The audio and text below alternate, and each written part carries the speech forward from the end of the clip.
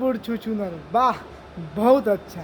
भाग भोसरी जाके मर जो नहर में काहे हो भौजी तार साथे का कैले बार था गाँव में आके छोड़ देवे का कैसे कह तर सार बुढ़ छुछुनर आगे कह का हाल बा भैया। आज हम फिर से प्लाई कैले बानी कृष्णा जाए अवधेश प्रेमी एंड एगो भैया भंसरी वाला के। तो आज के वीडियो बहुत खास बा ऐसे कहल चाहता नहीं भाई लोग वीडियो के जैसे के लास्ट के बाद तबे मजा आई। तो वीडियो बनाने के बस एक ही मकसद बा और एक ही मकसद रहेला आप सभी को दिल से हंसाने के लिए ना किसी को दिल को ठेस पहुंचाने के लिए। तो बिना कोनो लाना लहसुन के आज के वीडियो स्टार्ट करते हैं। खोल के देना दे सार तो नहीं क्या है जब प्यार कर तो ना पूछल ओकर बारे में ना जानल कि छौड़ी खराब बिया के निमन बिया अब दोसर से पट गल तो भाग भोसरी जाके मर दे। अरे सरऊ पटा के पेल दम हक देब ऐसे मत कह। अच्छा झूठो मूठो के खेल बड़ा कैले। अरे भौजी ऐसा तहार साथे कौन झूठो मूठो के खेल खेल दिले हो कैसन बात कह तारू ना हमरा खोल के बता तब तहार भता के पेले में तहारा के पेले में मजा आई। कहाँ दूसरे अइले उ खड़ा कैले। अरे भौजी का खड़ा कर दिले हो ना हमरा के बताओ का खड़ा कैले कि तू कह तारू कहाँ दूसरे खड़ा कर दिले।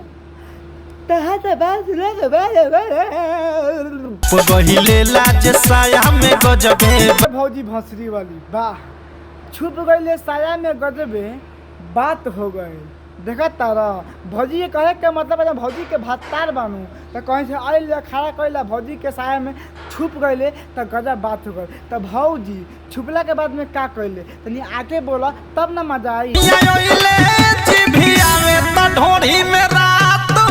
अरे तारा बहनी के गाड़ी में सकल बनवा के आड़ी पे लो वाह बहुत अच्छा कि सैया अले जी भी आवे तो ढोरी में रात हो गई। अरे भौजी भंसरी वाली तो पका तहा गाँव छिला गई राती में कैसे बात करते हैं यार।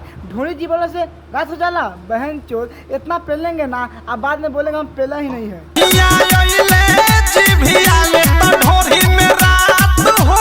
भौजी भंसरी वाली उ तहार भत्ता अब ढोरी जी भी आवे तो तहार गाड़ी चाटे तो तहार अगला के इंजन चाटे ओ से हमरा मतलब नहीं खे। लेकिन जैसे तू कहत तारू नु कि सैया अले जी भी आवे ढोरी में रात हो गल ई हम बात सुनला के बाद में ई तहार बात तो मन तक कहता पर टक के पेल दी कि हक देबू तो नहीं बताओ भाई लोगन ढोरी जी वाले से अगर रात होई तो कोनो पटक के ढोरी में ना पेल दी कि दिन हो जाई।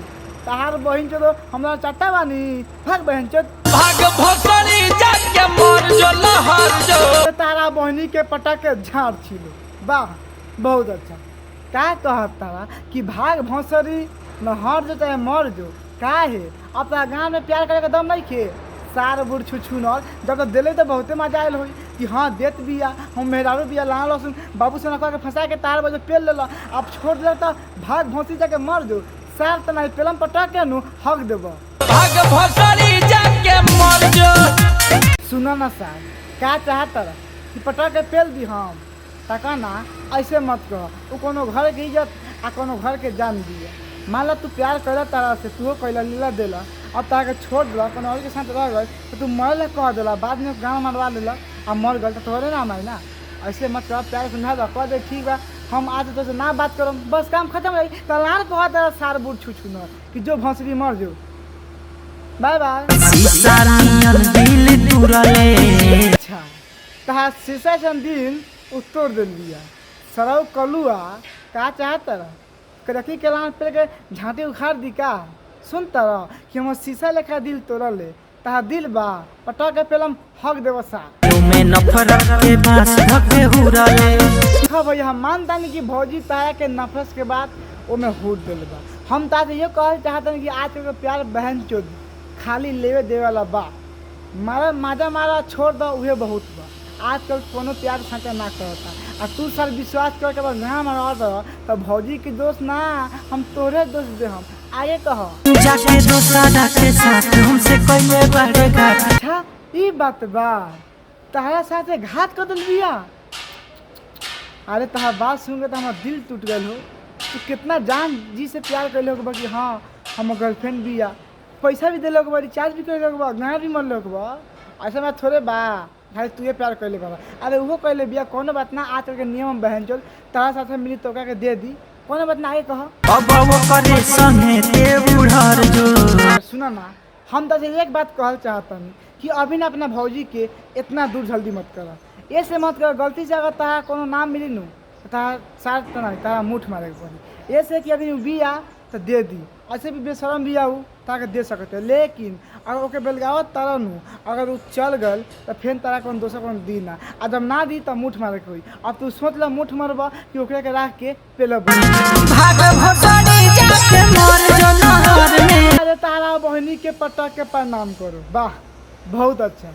अब सुनो सार के, भाग भोसड़ी जाके मर जो नहर में। काहे सार तो नहीं, काहे मरी हो, तहारा गाँव पूरा गुदई काल के मरी। ए भौजी मरिए ना, सार के छियतरा केस कर दे कि मुठ मारते रह जा। भाग भसड़ी जाके मर जो। देखा भाई लोगन, ये हम सार बुढ़ छुछू न जब लड़की के प्यार में पागल होके गाँव में खातिर रेडी हो गई बा।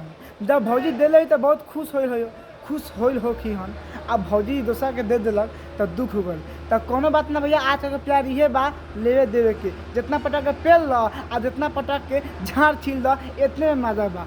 तब बस भाई लोगन, वीडियो कैसा लगा कमेंट में बता दे हम। और वीडियो अच्छा लगे तो लाइक से कमेंट और चैनल सब्सक्राइब कर दे। कह दी कि वीडियो के दिल दिमाग पर निकल लेके अगर पूरा देख ले बड़ा तो भूल जा, फिर से संके वीडियो लेके आओ तनी नया। जब तक के लिए बाय बाय।